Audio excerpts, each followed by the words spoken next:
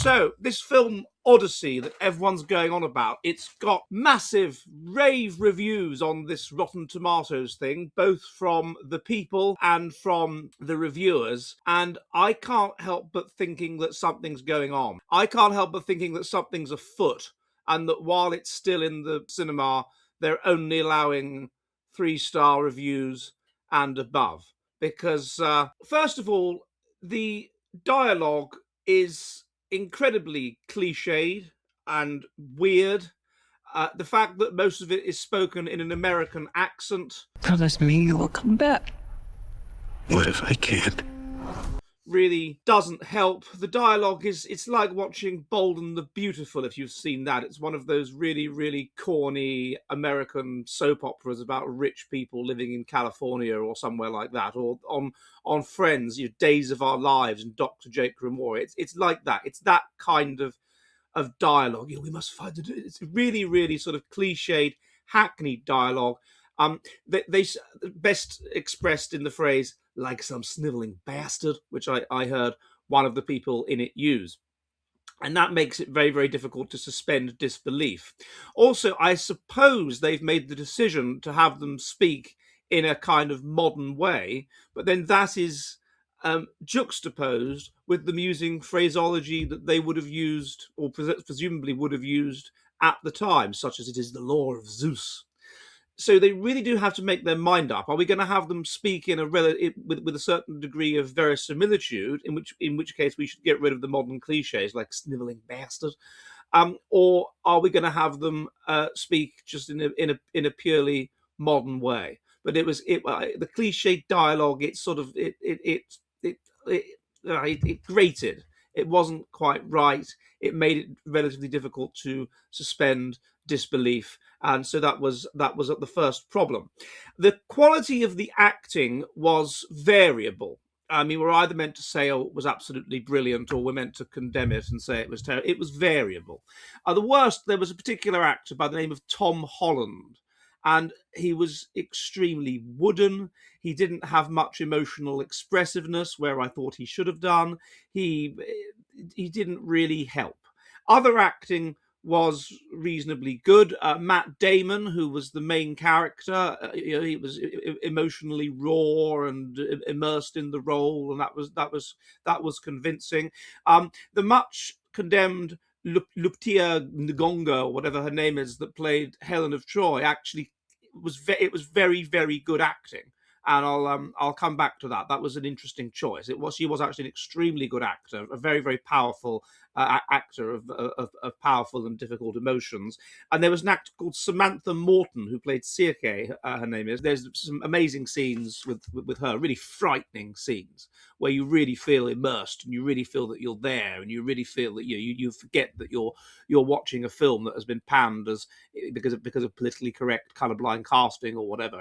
Really there were some scenes in it where there was really superb acting that draws you in, and you feel like you're there and you're immersed, and it's fascinating and it's amazing, and there were some real high points in it, and there was some scenes where she's involved. It involved turning people into pigs, that were really, really very, very well done in my view. The atmosphere was weird. Certainly the scenes in it near the beginning, it's almost like being in a Viking longhouse or something, rather than in ancient Greece. It's very, very, or whether they're meant to be ancient Turkey or Troy. It's very, very strange atmosphere, very, very dark, and there's not much effort made with regard to verisimilitude in relation to the costumes. This is the Bronze Age, and we have people wearing obviously iron, whatever, steel armor. It doesn't fit, and again, it's this sort of darkness, this pervading darkness that you get by. It's not something that one would really associate with the Mediterranean. It's more something that one would associate with the Northlands, the mysterious Northlands, where the nights are very, very long, and all this kind of thing. So I don't think that didn't make me feel, particularly right from the beginning when they're dining, that I was in Bronze Age Greece. It made me feel more that I was in sort of 7th, 8th century Norway. So I thought that was a very strange kind of kind of choice. It didn't really fit. One of the things that they do change, they change a number of things from the actual poem. One of the things is the psychology of it. So a lot of what happens in the original, like actually in the poem, is the gods directing you. In the same way that in the Bible, God decides that there will be sent a flood or whatever. The gods decide things, and the gods are negotiated with, and the gods appear to help you, and all this kind of thing. This is taken out of this film, which is an interesting choice, but it's not maintaining fidelity to the original poem, but it's kind of modernizing it as if it actually would have happened, assuming that the gods don't exist or whatever. And it instead focuses on the psychology of the characters. Now, this does actually mean that you have some characters that have more depth. So, for example, the key character, the Matt Damon character, in the poem, it's the gods that stand in the way of him getting home and make things complicated and all this kind of thing. In the film, he's full of self-doubt and regret, and he's not sure he's the same person anymore, and he's kind of scared of going home, and so he makes it complicated for him to go home. It's very much a theme of this guy Nolan. I mean, he's the Interstellar, that's one of his films, and Inception, that's another one. And you have this idea of people that get separated from their families and they go a bit mad. And so you have the same idea here. Again, with his wife, Penelope, rather than in the actual poem, you don't get any of this. She gets terribly upset about how she's treated, and she goes into kind of a sense of grief and psychological breakdown and gets very upset because her husband's away, that she's not being treated like a queen anymore. So they impose upon the text a psychological depth to the characters that is not actually there in the poem, or at least to some of the characters. And now you could argue that makes it more interesting to watch from a modern perspective, but also it's not being faithful to what these people are portrayed as having been in the poem itself. Before I do that, would you do me a favor? Would you please subscribe? Would you subscribe on YouTube? Would you give it a like? Would you give it a thumbs up? Will you give it a comment and hit the bell button and all that? And when you also subscribe to my Substack, that's johnhedrick.com, where I put all the most base stuff I don't put on YouTube, in-person interviews, vlogs, blogs, films I make, including my new Moldova film, where you can get a free sample. And if you like what I do, you can support for the cost of a pint of beer a month. Okay, back to the movie. There are a number of ways in which it is not faithful to the poem. For example, there's a bag of winds in the poem, where he's given a bag of winds and told not to open it, and then his crew open it and thinking it's treasure or something, and then he gets blown back to where he originally was, which delays the journey home. That is cut completely.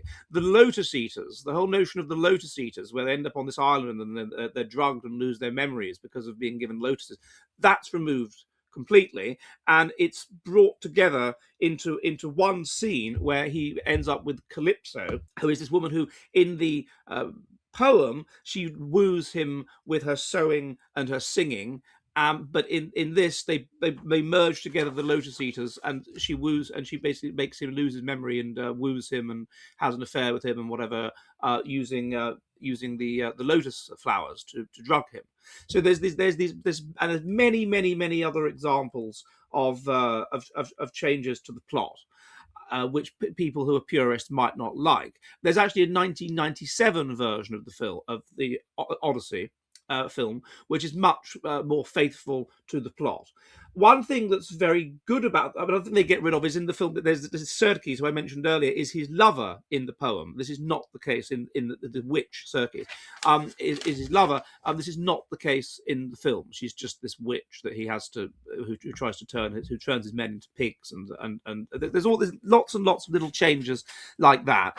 One thing that was very good was how it created an atmosphere. That I can't, how when it's the battle scenes, through the use of music, through the use of dramatic tension, through the use of lighting, through all kinds, you feel you're there. You feel you're experiencing what it must be like to be in a battle. You feel that you're experiencing what it must be like to try and take a castle, and have the fear and how your heart's thumping through your chest and all that. That's very, very good. And other bits in the film that are meant to be frightening, they are actually frightening. You feel that you're there, you're immersed in it. So I can't deny that also works. The film is obviously far too long. It's almost 3 hours long. The last time I had to deal with something like that was when I was watching Lord of the Rings, and by the time I was in about 2001, and by the time I was halfway through it, and they get to, I don't know what it's called. Is it called Cair Paravel, or is that Chronicles of Narnia? I can't remember. But they get to some city, some beautiful city, and it's an hour and a half in. And I think finally, surely now it is over. And no, there was another hour and a half to go. And it's the same with this. It's like, get on with it. It goes on and on and on with unnecessary dialogue and all kinds of pointless stuff. It just went on and on and on. It's far too long. They could have made it 2 hours long, I'm sure, if they had made judicious cuts. The other thing that, of course, has gained a lot of attention in this film is the silly casting. It just immediately means that it's hard to suspend disbelief. You know you're being got at. You know that they're trying to impose their ideology upon you. You know that they're trying to take a sort of sacred text from European history and show that they are in control, and they are so in control of you that they can rewrite, they can remake this sacred text, and they can impose their own ideological agenda on it because they're in charge, and they're showing you that they're in charge, and they're daring you to criticize it and therefore be evil and be an outcast, and that of course prevents you from suspending disbelief, and therefore prevents you from immersing yourself in the film. And that was a very bad idea. Right at the beginning, you have this Elliot Page, pointless character. The character that she plays, it's not even in the poem. It's completely stupid, waste of time, absurd.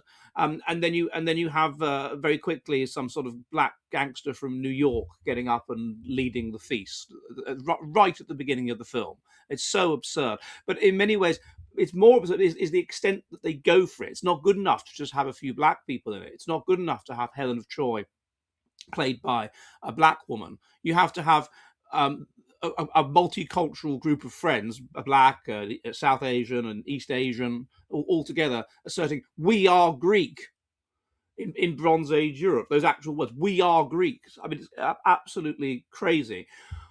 However, one thing that occurred to me with regard to the way that it's highly psychological, and it looks at the psychology behind things rather than simply what's in the poem, which is that the gods are directing what people do. In a sense, it was interesting to have a black woman playing Helen of Troy because it kind of others her.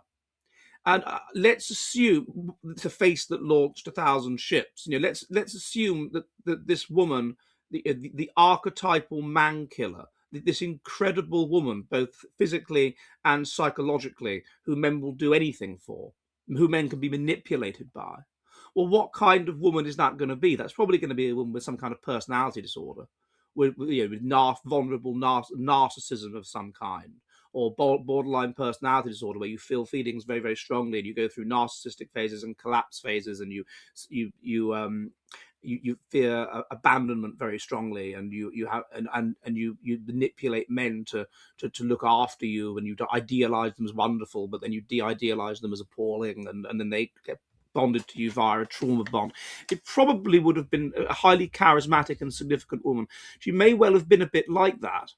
And so then the idea of making her other, of showing how unusual, how strange that psychology is by having her as black, is quite interesting.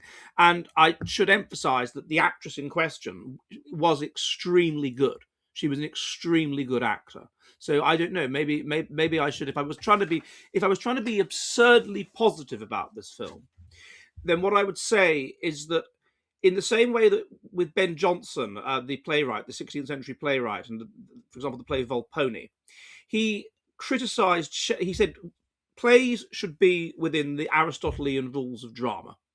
They should take place in one day. They should have a tragic hero, blah blah blah blah blah. And we should stick to those rules. And because we stick to those rules, we impose these straitjackets on ourselves. It forces us to be more creative because we've got these rules that we've imposed. Whereas what Shakespeare does is he breaks with this, and he doesn't stick to those rules really at all. And then he goes off and does all kinds of stuff. But Ben Johnson criticised this. He said, "Well, you're making it kind of too easy for yourself." Now, you could argue that the maker of this film has had to stick within certain rules which make it more difficult. They literally make it more difficult to suspend disbelief, such as having a multiracial cast, all of that sort of thing. They make it more difficult for him, and because of that, he has to work much harder to produce something that is any good. And it's much more difficult to produce something that's any good, and therefore he has to be more creative. And perhaps that has forced him to do that. The fact that he's had to, the fact that it's more difficult to suspend disbelief, you therefore have to make an even better film with even better acting, and even better dialogue, and even better plot. I don't know. I don't know if that. I think that's going rather too far. That's rather romanticizing this film. They engaged in this silly casting, and it was unnecessary, and it makes people feel they're being got at, and there's just no point to it. So overall, would I pay to go and see this film? No. It probably would have been. It probably might work better if I was, because of the bits in it that are highly dramatic and whatever. It would have probably be more immersive in a cinema. But would it be worth paying to go and see this film? I wouldn't have thought so. No. Is it worth watching? Yes, because everyone's going on about it, and it's going to be a significant cultural moment, as it were. And it's not act. I wouldn't say it's like wasting 2.5. It's worth, or 3 hours. It's good enough that it's worth having a look at for free online, because it's culturally significant. Everyone's going on about it, and it's okay. It's an okay film. It's all right. Maybe, yeah, 3 stars, maybe, yeah. So, yeah, like some snivelling bastard. I hope this has helped, and goodbye. Are you ready for the future of the West?